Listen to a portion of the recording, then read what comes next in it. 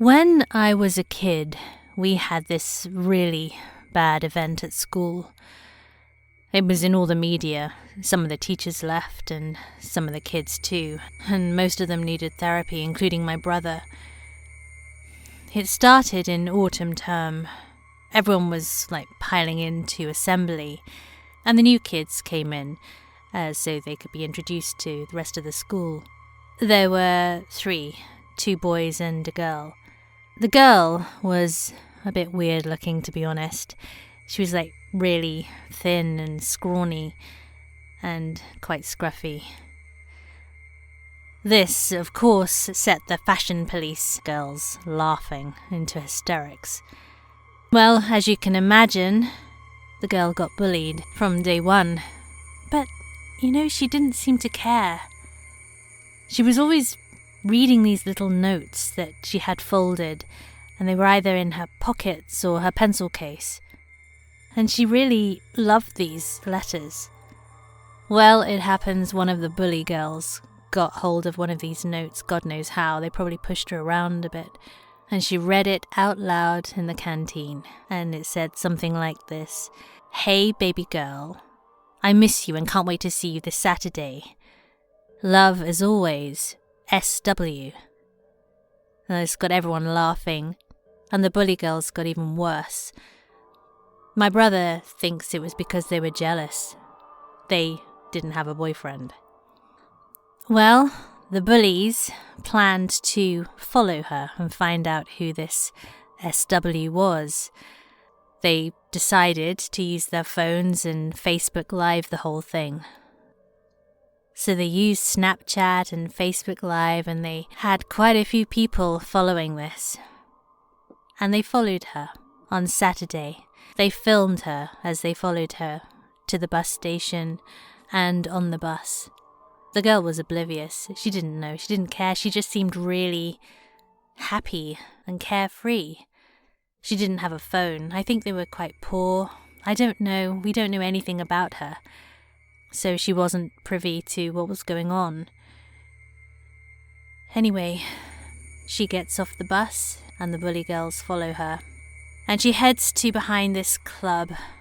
And the door and her meeting place is behind the club. And there's a sort of extra building and there's a door. And she goes in and closes the door. And the bullies film it, they follow, and they get to the door. When they got to the door, you can hear it on the phone. There's a lot of laughter. One of the girls heard her say, "Spaghetti Wesley." I think it's Spaghetti Wesley. That's what everyone says now. But what else? I don't know what else it could have been. But Spaghetti Wesley was what this girl called her boyfriend or the other guy, which is kind of weird. I mean, Spaghetti Wesley, SW, coming from behind the door. Definitely 2 distinct voices. The girl's and a male voice, a much deeper voice. But they're really laughing. They're laughing almost too much. The bullies are holding their phone to the door, and they're whispering to the Facebook Live that they are going in to surprise them. Then we hear a kind of high-pitched laughter from behind, and I couldn't tell you if it's male or female.